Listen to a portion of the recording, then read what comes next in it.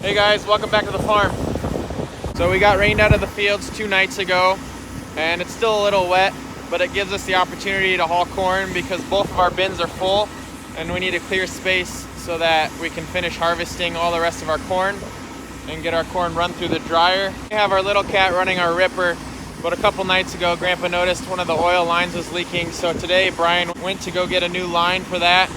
And so I'm hauling alone, but as soon as he gets back, hopefully we'll be able to get both trucks running and get this done faster.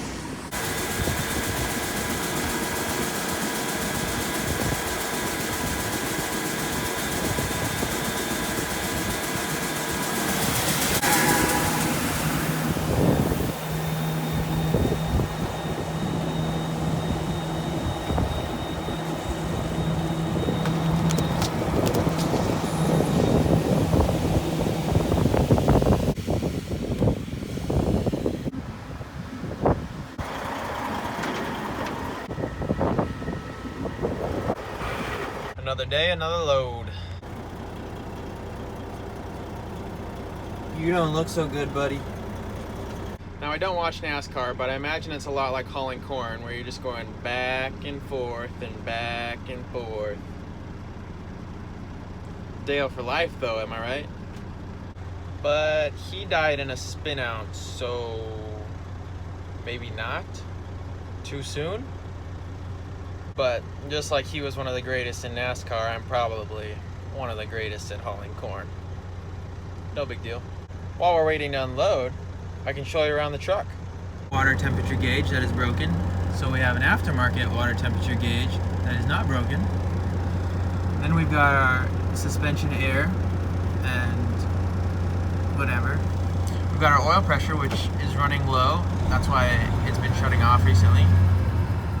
We've got our RPMs, we've got our broken speedometer, and our permanent temporary replacement, this guy.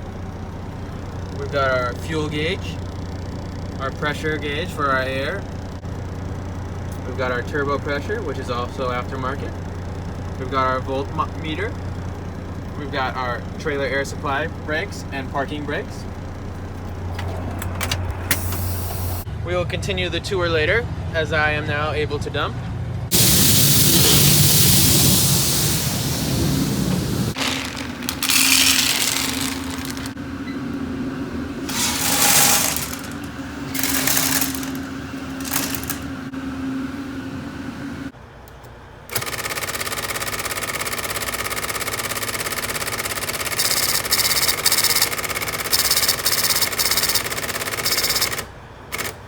Excuse me. Welcome back to your truck tour of this wonderful model year 2000 Freightliner Classic with a Detroit engine accompanied by an Eaton transmission, automatic nonetheless. Brake switches, I currently run with them off because I do not like them. We've got air dump for our truck suspension and also the release for our fifth wheel. We have our broken Pioneer stereo. Aftermarket cruise control that does not work because the standard speedometer does not work. We have our accelerator, our brake, and our clutch, which is going out and needs to be replaced. We have a wonderful collection and roll of quarters in the cup holder. Our nice gear selector. Believe it or not, I did clean this truck before the season started, and it is just a wonderful mess in here, thanks to this little guy who is either incapacitated or deceased. Probably got into the anti-gel. Now we have our wonderful bucket of corn, which I picked up from the field, hand-picked. That was missed by the combine. It happens. Extra pair of gloves always comes in handy. Our beautiful passenger seat, our beautiful headliner that is now sagging, thanks to yours truly again. A random box full of random papers and a light always comes in handy. And that concludes the tour of our wonderfully worn 2000 Freightliner in beautiful blue. May have sounded like I was ragging on the truck pretty hard, but really it's a pretty nice truck. It's got a lot of power and it pulls all the grain I want, so can't complain. I mean, come on, just listen to her roar.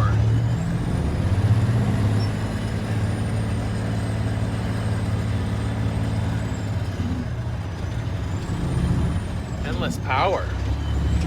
Man. 80,000 pounds like it's nothing.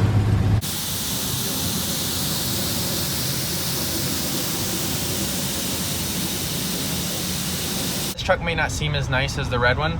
I do choose to drive this truck over that one for a couple key reasons. One, the trailer holds 100 more bushels per load, so I get more done with less loads. And realistically, it's just because the seat in that red truck, it has a leak, so it slowly goes down and down and down, and that just really bothers me. So I just drive this one, even though it's not as nice inside. Sue me. It may smell like exhaust in here. It may have a few extra passengers that I don't want, but the seat does not leak. What more could a man want? And what I mean by leak is that these seats are suspended by an airbag underneath, and so they're air ride seats, and the airbag in the red truck, it has a leak, and so then you just slowly drop, and it just bothers the crap out of me. This got a lot less fun. So today I brought in a load, and Dad and Brian were gonna go check and see if the field is ready to go, and they said it was good enough, so I'm gonna head over there now and we're gonna start working on that, and hopefully that goes well. So right now I'm in the grain cart and we're just getting harvesting done. We're loading on the road because it's too muddy to bring the trucks into the field because they'll get stuck, and that's not something we want to deal with right now, so we're just gonna load on the road again and just get as much done as we can. So far today we've gotten about 60 acres done, or close to.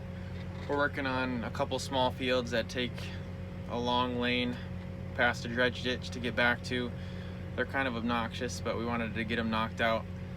But in more important news, I finally received a package that I had been waiting on for a few days with these bad boys in them.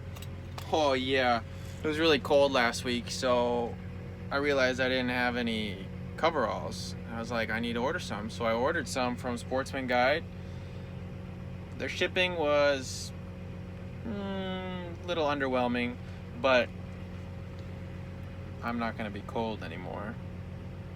So as I continue to make these videos, I feel the need to address the fact that I've got this wonderful facial hair going on as I rewatch the videos I make and progressively see myself getting uglier. I just wanted to let you know it's temporary. This is my farm beard. I might keep the mustache because it's pretty thick and awesome, but don't worry, I won't be ugly for long. My wife Hannah really hates it, but it'll grow on her just like it's growing on me, slowly. It's only missing a few spots, like right here, and over here, but it's not bad.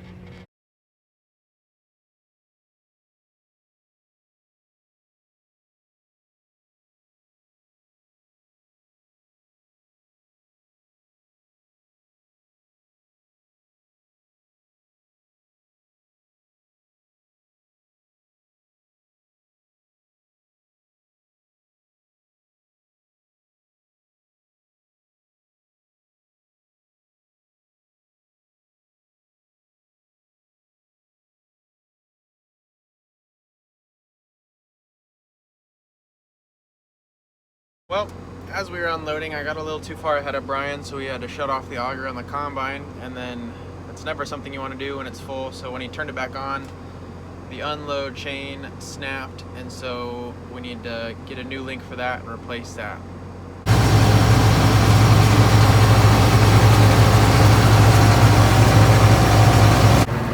That's here with the link.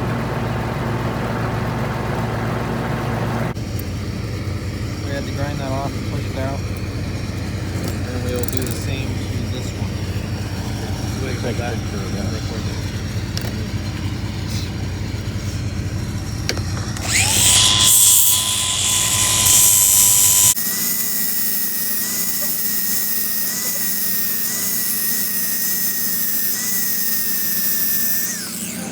What?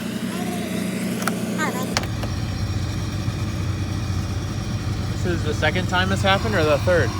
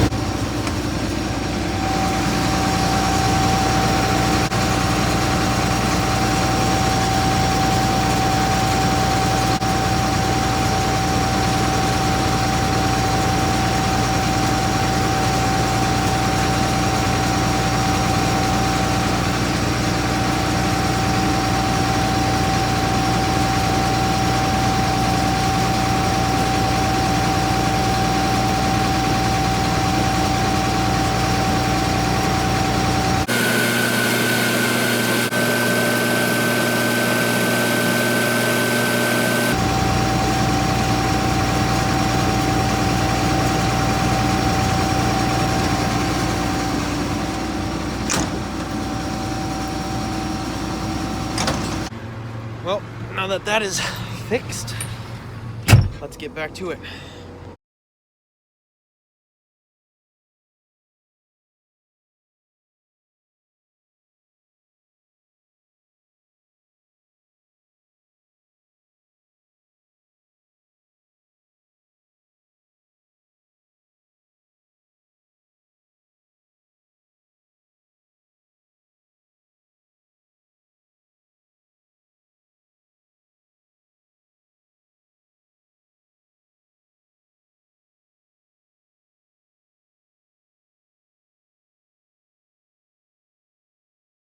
And just like that, in 5 acres later, we broke another chain, except this one is on the corn head.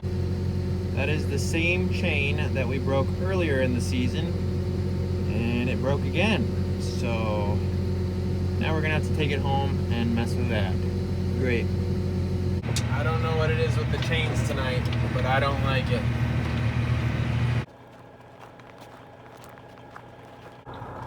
I bet Brian's not super happy right now.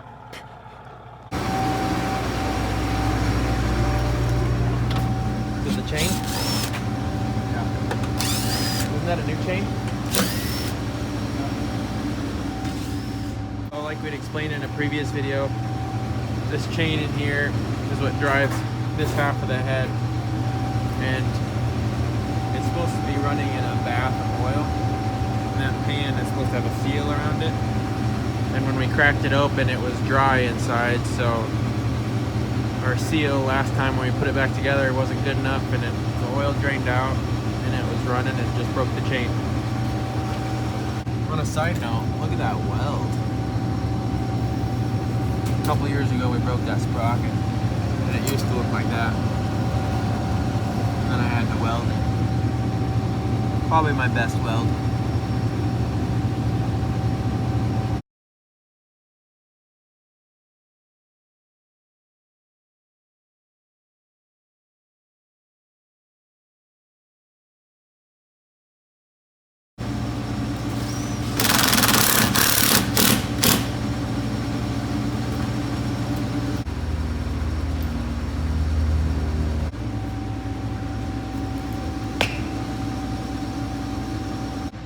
I did that for the title of the video.